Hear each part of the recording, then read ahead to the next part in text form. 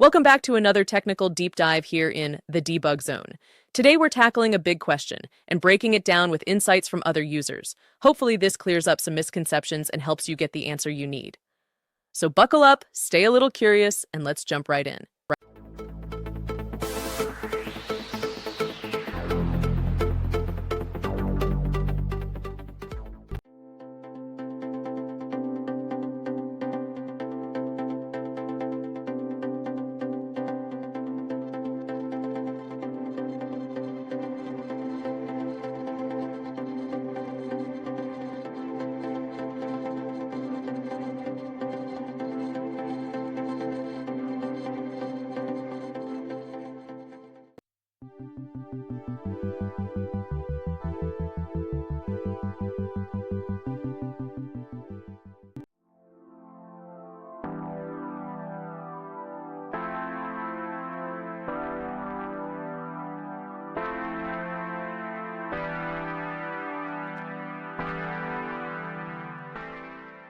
And that's a wrap. Yeah.